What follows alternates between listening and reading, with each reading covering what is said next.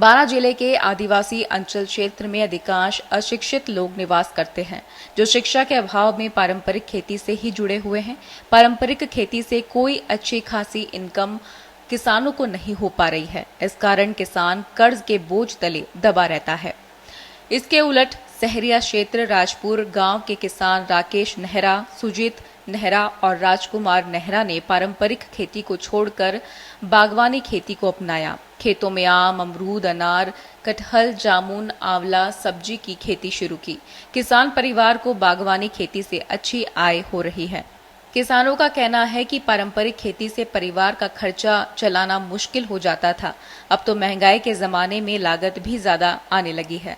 बागवानी खेती से कम लागत में अच्छा मुनाफा मिल रहा है। किसान परिवार की अपनी 7 हेक्टेयर भूमि पर लगे बगीचे के सभी पेड़ फलों से लदे हैं। ये नींबू का बाग है हमारा। इसके अंदर 300 के करीब पेड़ लगा रखे नींबू के, और आज से 6 साल पहले लगाए थे।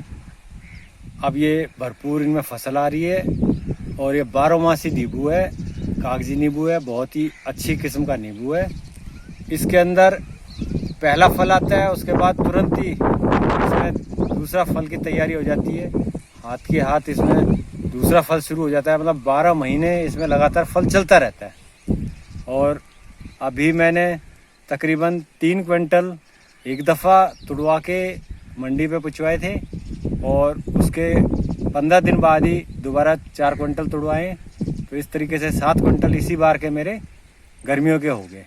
अब दोबारा से इसमें छोटे फल लगे हुए हैं और नए फूल भी लग रहे हैं, और बारिशों के अंदर दोबारा काफ़ी यील्ड आएगी इसमें नींबुओं की।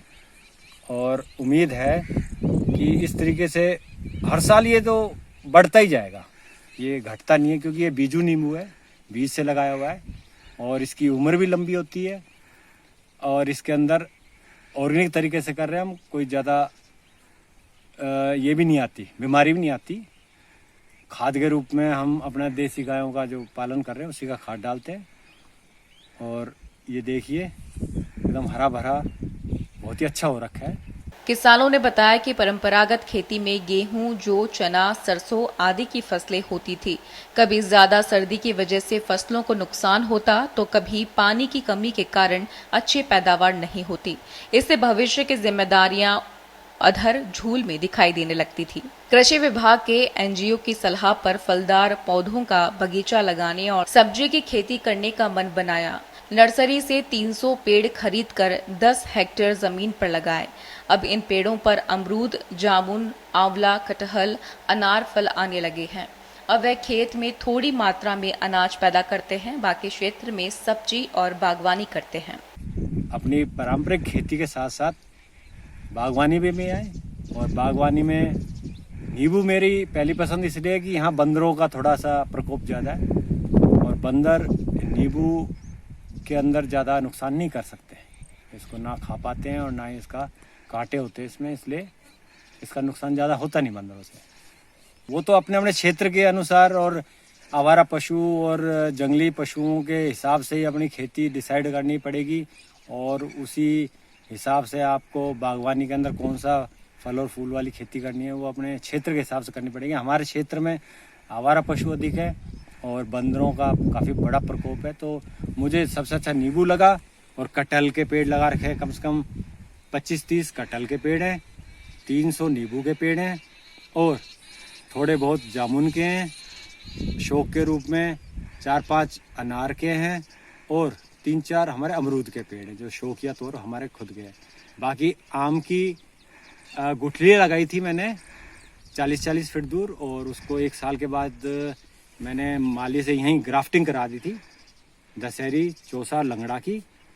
और अभी बहुत ही अच्छे आम के पेड़ कम से कम 6-6 फीट के हो गए, और इस बार तो उनके अंदर फूल भी आए थे, लेकिन फूल मैंने इस बार तोड़ दिए थे। छोटे पेड़ हैं, तो नेक्स्ट टाइम शायद उसमें भी फल लगने लग जाएगा।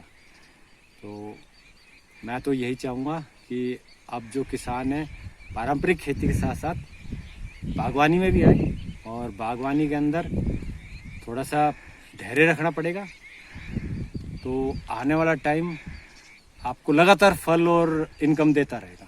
बागवानी के शुरू में किसानों ने पौधों पर खास ध्यान नहीं दिया, लेकिन अब क्वालिटी पर ध्यान देने लगे हैं। इससे फल उत्पादन भी गुणवत्ता वाला हो रहा है। फलों का ठेका सीधे ही फल व्यापारी को देते हैं। इसे मोटी रकम मिल जाती है। बारा से मोहित बंसल के साथ संजय ओझा की रिपोर्ट, पत्रिका टीवी, राजस्थान।